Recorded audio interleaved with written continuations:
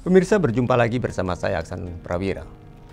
Di tengah lanskap geopolitik yang semakin kompleks, kontestasi antar negara adidaya tidak lagi hanya berlangsung di medan perang atau di pasar global, melainkan oleh siapa yang mampu untuk membentuk persepsi, mengontrol narasi, dan mengatur simbol. Dengan kata lain, pertarungan utama tidak lagi soal senjata atau uang, melainkan tentang siapa yang berhasil membingkai realitas dan mengarahkan cara dunia dalam memahaminya. Perubahan ini mencerminkan adanya pergeseran besar dalam logika kekuasaan global. Diplomasi publik, politik simbolik, dan rekayasa naratif kini menjadi medan baru tempat negara-negara besar mempertaruhkan posisi dan pengaruhnya. Kemenangan dalam perang opini bisa lebih menentukan daripada kemenangan di medan tempur. Sebab persepsi kolektif adalah mata uang baru dalam hubungan internasional, dan siapapun yang menguasainya akan punya daya tawar yang jauh lebih besar. Dalam konteks inilah, dua peristiwa yang terjadi hampir berdekatan waktunya, yakni keputusan kontroversial Presiden Amerika Serikat Donald Trump untuk mengubah nama Departemen Pertahanan menjadi Departemen Perang, dan parade militer besar-besaran yang diselenggarakan Tiongkok untuk memperingati 80 tahun kemenangan atas Jepang dan fasisme perlu dibaca lebih jauh dari sekedar peristiwa seremonial. Karena sesungguhnya di balik simbol dan retorika itu sedang berlangsung narasi yang saling bersaing antara supremasi militer dan klaim moralitas historis, juga antara dominasi dan legitimasi. Lantas, apa sebenarnya yang ingin disampaikan oleh masing-masing negara lewat simbol dan peristiwa ini, serta bagaimana hal itu mencerminkan konfigurasi baru dalam perebutan kepemimpinan global? Mari kita coba ulas lebih dalam.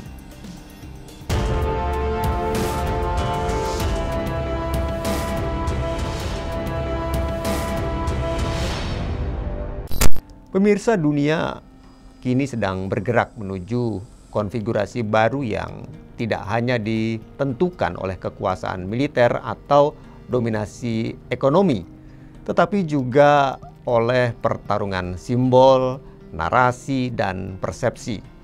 Dua peristiwa besar dalam waktu yang berdekatan baru-baru ini setidaknya menjadi bukti nyata dari transformasi ini. Pertama, keputusan Presiden Amerika Serikat Donald Trump yang kontroversial untuk mengubah nama Departemen Pertahanan Amerika Serikat menjadi Departemen Perang. Kedua, parade militer besar-besaran yang diselenggarakan Tiongkok untuk memperingati 80 tahun kemenangan atas agresi Jepang dan antifasis dunia, sekaligus menegaskan peran mereka dalam sejarah Perang Dunia Kedua sebagai pihak yang pernah tertindas namun kini bangkit sebagai kekuatan global. Sekilas, dua peristiwa ini sepertinya tampak tidak berhubungan satu sama lain. Namun, jika dibaca melalui kacamata hubungan internasional, keduanya justru saling melengkapi dalam membentuk sebuah gambaran besar tentang rivalitas strategis antara dua negara adidaya masa kini, yakni Amerika Serikat dan Tiongkok. Di satu sisi, Amerika Serikat tengah menunjukkan wajah aslinya yang tidak lagi segan-segan menyebut dirinya sebagai kekuatan perang. Perubahan nomenklatur ini meski bersifat simbolis dan belum sepenuhnya final secara hukum, mengirimkan pesan politik yang sangat jelas bahwa Amerika Serikat tidak hanya bertahan tetapi juga siap menyerang dan bahkan ingin menang. Dan di sisi lain, Tiongkok menggunakan simbol sejarah sebagai senjata naratif untuk menegaskan bahwa mereka bukan hanya korban masa lalu, tapi juga pemegang moralitas yang kini pantas untuk memimpin dunia ke arah yang baru, yang lebih adil dan setara. Langkah Presiden Trump sejatinya mencerminkan paradigma politik luar negeri Amerika Serikat yang semakin terbuka dalam menegaskan supremasi kekuatan militer sebagai instrumen utama diplomasi dan pertahanan. Bagi Presiden Trump dan pendukung nasionalisnya, istilah Departemen Pertahanan terlalu lembut dan tidak mencerminkan semangat America First yang mengedepankan kekuatan sebagai alat utama pengaruh.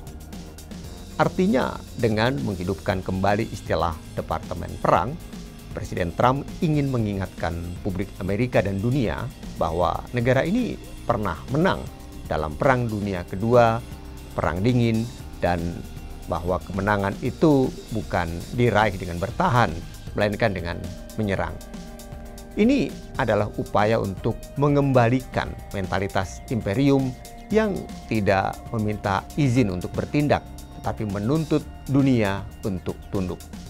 Namun di sisi lain, langkah ini justru memperkuat persepsi negatif terhadap Amerika Serikat di mata komunitas internasional. Negara-negara dunia selatan yang memiliki sejarah panjang sebagai korban kolonialisme dan intervensi asing semakin melihat Amerika Serikat bukan sebagai pelindung nilai-nilai demokrasi, tetapi sebagai kekuatan hegemonik yang agresif dan tidak ragu untuk menggunakan militer demi mempertahankan kepentingannya. Retorika Trump yang membungkus supremasi dengan semangat patriotik berisiko untuk memperkuat stigma bahwa Amerika Serikat tidak lagi peduli pada legitimasi moral, tetapi hanya pada dominasi semata. Sementara itu, kalau kita lihat Tiongkok memainkan strategi yang sangat berbeda. Dengan menggelar parade militer untuk mengenang kemenangan atas Jepang, mereka tidak hanya menampilkan kekuatan militer, tetapi juga merangkai narasi historis yang sangat efektif bahwa Tiongkok adalah negara yang pernah ditindas tetapi kini telah bangkit. Tiongkok juga tidak menempatkan diri sebagai penakluk, tetapi sebagai pembela martabat dan keadilan.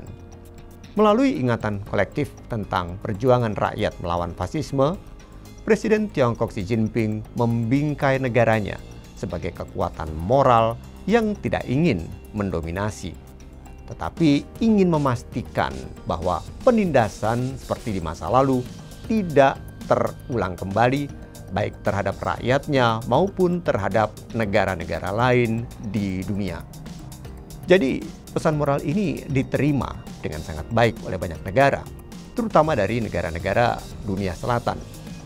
Kehadiran para pemimpin besar seperti Presiden Rusia Vladimir Putin, pemimpin Korea Utara Kim Jong-un, Presiden Indonesia Prabowo Subianto, dan para kepala negara dari Asia, Afrika, dan Amerika Latin di samping Presiden Xi Jinping bukan hanya simbol dukungan, tetapi juga pengakuan terhadap posisi Tiongkok sebagai pemimpin global yang layak diikuti.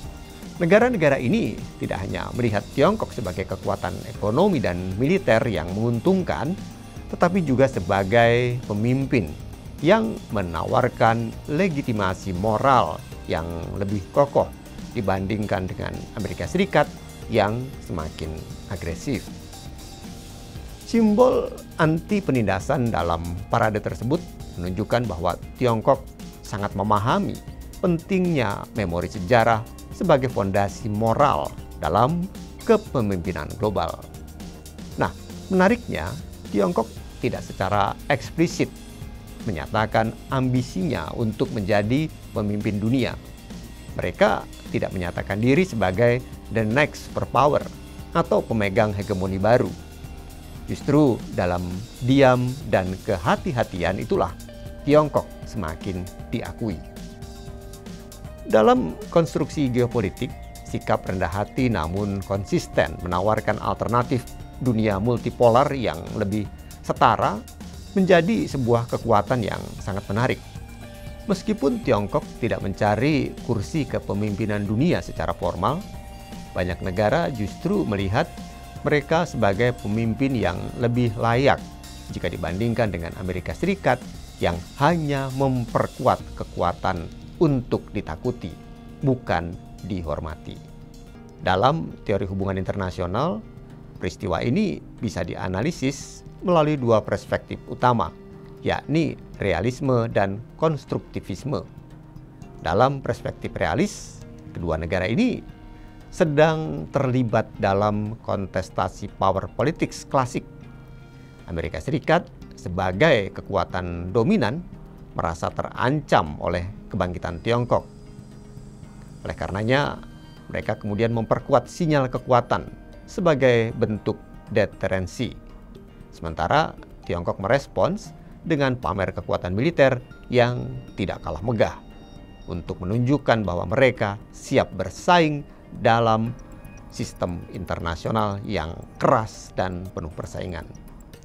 Namun, dalam logika realis, langkah Presiden Trump justru berisiko untuk menciptakan spiral ketidakpercayaan yang dalam istilah teori hubungan internasional disebut sebagai security dilemma, yang mana satu tindakan defensif dibaca sebagai ofensif oleh pihak lain sehingga memicu reaksi berantai yang memperbesar potensi konflik. Sedangkan dari perspektif konstruktivis, perang ini lebih dari sekedar kekuatan militer. Ini adalah pertarungan simbol dan narasi, yang mana Amerika Serikat mengedepankan simbol kekerasan, sedangkan Tiongkok membangun simbol sejarah dan solidaritas. Dalam dunia yang semakin terhubung dan terbuka terhadap diplomasi publik, kekuatan narasi bisa menjadi alat yang sangat kuat. Negara yang mampu membangun citra moral, identitas kolektif, dan narasi yang menyentuh sisi kemanusiaan justru memiliki keunggulan yang sulit untuk dikalahkan hanya dengan senjata. Jadi dalam konteks ini, Tiongkok berhasil menciptakan konstruksi identitas yang kuat sebagai kekuatan yang pernah ditindas, namun kini bangkit dengan membawa semangat solidaritas dan keadilan. Makanya persepsi bahwa Tiongkok adalah korban yang bangkit untuk melawan penindasan lebih mudah diterima oleh negara-negara yang memiliki pengalaman serupa. Inilah kekuatan simbol yang tidak bisa diabaikan. Meski simbol tidak mengubah realitas struktural secara langsung, namun ia dapat membentuk cara dunia memahami dan merespons realitas tersebut. Ketika Tiongkok memposisikan dirinya sebagai kekuatan anti penindasan dan Amerika tampil sebagai simbol perang, maka opini global akan melihat mereka dalam kerangka moral yang berbeda. Amerika menjadi simbol agresor modern, sementara Tiongkok tampil sebagai pelindung nilai-nilai keadilan sejarah. Dan tentunya bagi banyak negara, terutama dari negara-negara dunia selatan, narasi Tiongkok terasa lebih relevan, lebih adil, dan lebih mengundang. Sehingga pada akhirnya dunia tidak sedang menyaksikan pertarungan antara dua kekuatan yang seimbang secara militer semata, tetapi juga antara dua visi kepemimpinan dunia. Amerika Serikat mencoba mempertahankan posisinya dengan memperbesar kekuatan yang sudah dimilikinya. Sementara Tiongkok membangun pengaruhnya dengan menawarkan narasi alternatif yang membumi dan bisa dipahami oleh negara-negara yang selama ini terpinggirkan dalam sistem internasional. Oleh karena itu, kepemimpinan global masa depan tidak hanya akan ditentukan oleh siapa yang memiliki senjata lebih canggih, tetapi oleh siapa yang mampu membangun dunia yang lebih adil dan setara. Dalam konteks ini, Tiongkok mungkin tidak sedang mengejar kepemimpinan global secara formal, tetapi dunia sendiri yang mulai mengakui mereka sebagai pemimpin baru. Dan jika Amerika Serikat terus menampilkan diri sebagai kekuatan yang agresif dan tidak peduli terhadap dinamika moral global, maka pergeseran kepemimpinan dunia bukan lagi soal kemungkinan, melainkan hanya soal waktu. Demikian Jurnal Barata. Terima kasih.